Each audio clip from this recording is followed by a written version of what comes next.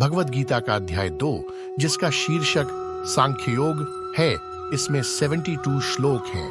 यह एक महत्वपूर्ण अध्याय है जो संपूर्ण ग्रंथ की नींव रखता है। इस अध्याय में भगवान कृष्ण अर्जुन को गहन ज्ञान प्रदान करते हैं, जो कुरुक्षेत्र के युद्ध के मैदान में भ्रमित और नैतिक रूप से परेशान है। इस अध्याय में शिक्षाएं कर्तव्य, आत्मबोध और आध्यात्मिक ज्ञान के मार्ग की अवधारणाओं के इर्द गिर्द घूमती हैं। भगवद गीता का अध्याय 2 केवल एक प्रवचन नहीं है, बल्कि आत्मखोज की एक गहन यात्रा है। यह हमें अपनी आंतरिक लड़ाइयों, हमारी इच्छाओं और कर्तव्यों के बीच संघर्ष और आध्यात्मिक ज्ञान की खोज पर विचार करने के लिए आमंत्रित करता है।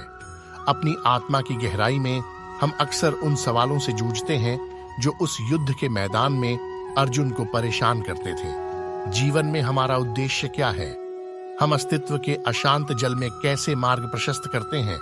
विपरीत परिस्थितियों में हम अर्थ कैसे खोज सकते हैं?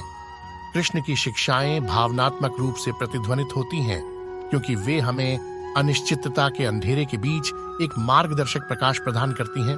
वे हमें याद दिलाते हैं कि जीवन सुख और दुख, सफलता और विफलता, लाभ और हानि का एक गतिशील परस्पर क्रिया है।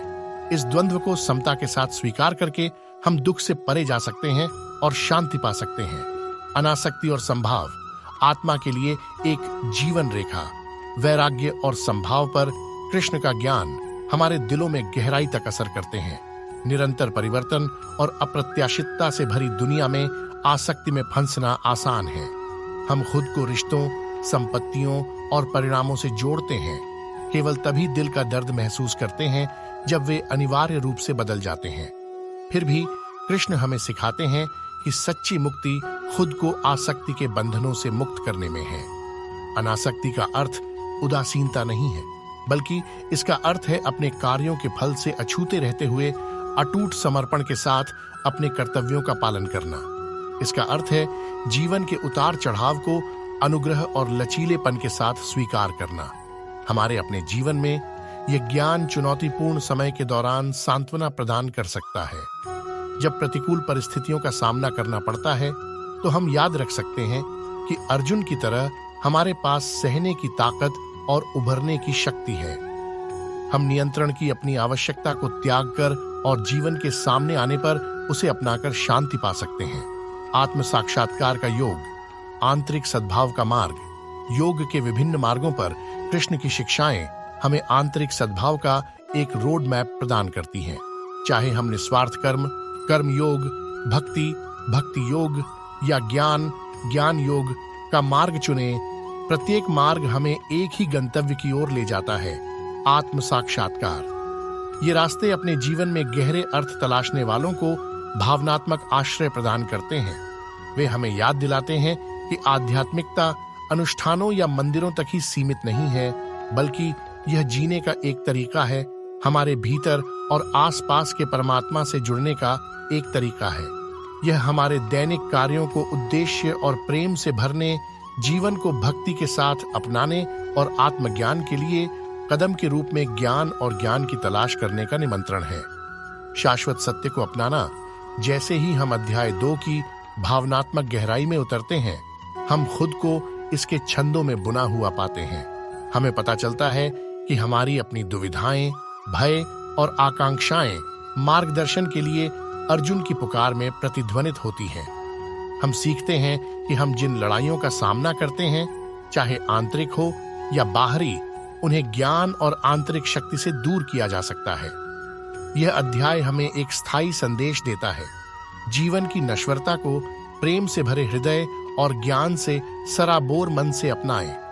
अपने कर्तव्यों का अटूट समर्पण के साथ सामना करें और परिणामों के प्रति मोह छोड़ दें। जो भी मार्ग आपकी आत्मा से मेल खाता हो, उसके माध्यम से आंतरिक अनुभूति की तलाश करें। भगवद गीता के कालजयी श्लोकों में हमें भावनात्मक सांत्वना और आध्यात्मिक मार्गदर्शन मिलता है, जो समय और संस्कृति से परे है। अर्जुन की तरह हम जीवन के अपने युद्ध क्षेत्र में खड़े हो सकते हैं, लेकिन कृष्ण की शिक्षाओं के ज्ञान के साथ हम साहस, लचीलेपन और इस ज्ञान के साथ तूफानों को पार कर सकते हैं कि हमारा सच्चा सार शाश्वत, अपरिवर्तनीय और हमेशा परमात्मा से जुड़ा हुआ है। निष्कर्ष भगवद गीता का अध्याय 2 जीवन की प्रकृति, कर्तव्य और आध्यात्मिक ज्ञान के मार्ग के बारे में कालातीत ज्ञान प्रदान करता है। यह हमें वैराग्य के साथ अपने कर्तव्यों का पालन करना, संभाव बनाए रखना और स्वयं की शाश्वत प्रकृति का एहसास करना सिखाता है। इन सिद्धांतों को समझकर व्यक्ति उद्देश्य और आंतरिक शांति की भावना के साथ जीवन की जटिलताओं को पार कर सकते हैं, अंततः उन्हें आध्यात्मिक मुक्ति की ओर ले जा सकते हैं। संक्षेप में, यह अध्याय हमें परिणामों के प्रति अपने लगाव को त्यागते हुए अपनी जिम्मेदारियों को अपनाने के लिए प्रोत्साहित करता है। हमें याद दिलाता है कि सच्चा आत्मा शाश्वत है और भौतिक शरीर के अस्थायी परिवर्तनों से परे है। भगवद गीता की शिक्षाओं का पालन करके कोई ऐसा जीवन जी सकता है जो न केवल भौतिक अर्थों में बल्कि आध्यात्मिक रूप से भी समृद्ध होगा, जो अंततः आत्म प्राप्ति और जन्म और मृत्यु के चक्र से मुक्ति की ओर ले जाएगा।